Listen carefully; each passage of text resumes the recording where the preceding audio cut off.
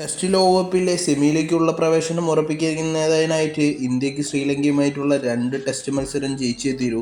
നിലവിൽ 5-ാം സ്ഥാനക്കാരായിട്ടാണ് Indian team ഉള്ളത്. 4-ാം സ്ഥാനക്കാർക്ക് 4 സ്ഥാനം വരെ ഉള്ളവർക്ക് മാത്രമാണ് സെമിയിലേക്ക് പ്രവേശനം ഉറപ്പിക്കാനായിട്ട് പറ്റുള്ളൂ.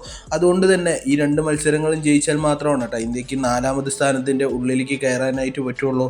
ആയതുകൊണ്ട് തന്നെ ഇന്ത്യൻ ടീം ഈ ഒരു മത്സരത്തെ ജീവമരണ പോരാട്ടമായിട്ട് തന്നെയാണ് കാണുന്നത്. ഈ 2 മത്സരങ്ങളിൽ ഏതെങ്കിലും ഒന്ന് ഇന്ത്യ തോൽവി വഴങ്ങുകയാണെന്നുണ്ടെങ്കിൽ 5-ാം സ്ഥാനത്ത് നിന്നും താഴോട്ട് പോകും എന്നുള്ള കാര്യത്തിൽ യാതൊരു ഡൗട്ടുമില്ല കേട്ടോ. അതുകൊണ്ട് തന്നെ ഈ ഒരു 2 മത്സരങ്ങൾ ഇന്ത്യയെ സംബന്ധിച്ചിടത്തോളം നിർണായകമായിട്ടുള്ള മത്സരങ്ങളായിരിക്കും. ഇന്ത്യ അതിനായിട്ട് ഇറങ്ങാൻ പോകുന്ന പ്ലേയിങ് ഇലവൻ ഏറ്റവും ബെസ്റ്റ് പ്ലേയിങ് ഇലവൻ തന്നെ ആയിരിക്കും ഇറങ്ങാനായിട്ട് പോകുന്നത്. ഇന്ത്യക്കായിട്ട് ഓപ്പൺ ചെയ്യാനായിട്ട് പോകുന്നത് KL രാഹുലും ജയ്സ്വാളും കൂടിയിട്ട് തന്നെ ആയിരിക്കും. കഴിഞ്ഞ പ്രാക്ടീസ് മാച്ചിൽ ഇരുവരും നല്ല രീതിയിൽ തന്നെ ഓപ്പണിംഗ് ഇറങ്ങി ബാറ്റ് ചെയ്തിട്ടുണ്ടായിരുന്നു കേട്ടോ. അതുകൊണ്ട് തന്നെ ഇവർ രണ്ടുപേരും തന്നെ ആയിരിക്കും ഇന്ത്യൻ ടീം ചൂസ് ചെയ്യാനായിട്ട് പോകുന്നത്. 3-ാം സ്ഥാനക്കാരനായിട്ട് ഇറങ്ങാനായിട്ട് പോകുന്നത് ദേവദത്ത് പടിക്കലാണ് കേട്ടോ. കഴിഞ്ഞ പ്രാക്ടീസ് മാച്ചിൽ ദേവദത്ത് പടിക്കൽ ഫസ്റ്റ് ഇന്നിങ്സിൽ നല്ല രീതിയിൽ തന്നെ ബാറ്റ് ചെയ്തിട്ടുണ്ടായിരുന്നു കേട്ടോ. ഇന്ത്യ തകർച്ചയിലേക്ക് പോകുന്ന ഘട്ടത്തിൽ അദ്ദേഹം ഒരു സൈഡിൽ നിന്ന് ഇന്ത്യയെ നല്ല ഉയർത്തിക്കൊണ്ടുവരായിരുന്നു. അതുകൊണ്ട് തന്നെ അദ്ദേഹം തന്നെ ആയിരിക്കണം 3-ാം സ്ഥാനക്കാരനായിട്ട് ഇറങ്ങാനായിട്ട് പോകുന്നത്. സായി സുദർശൻ പരിക്ക് കാരണം ടീമിൽ നിന്നും മാറിയത് കൊണ്ട് തന്നെ ആ ഒരു പൊസിഷനിൽ അദ്ദേഹത്തിന് ഈ പടിക്കലിനെ അല്ലാതെ വേറൊരു പ്ലേസ് ചെയ്യാൻ പറ്റില്ല എന്ന് തന്നെ വേണമെങ്കിൽ പറയാം.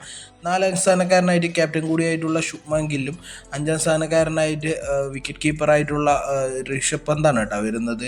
ഇതോടുകൂടിയിട്ട് ഇന്ത്യയുടെ ബാറ്റിംഗ് ലൈനപ്പ് കുറച്ച് സ്ട്രോങ് ആക്കാനായിട്ട് ഇന്ത്യനെ കൊണ്ട് സാധിക്കും എന്ന് തന്നെ വേണമെങ്കിൽ പറയാം.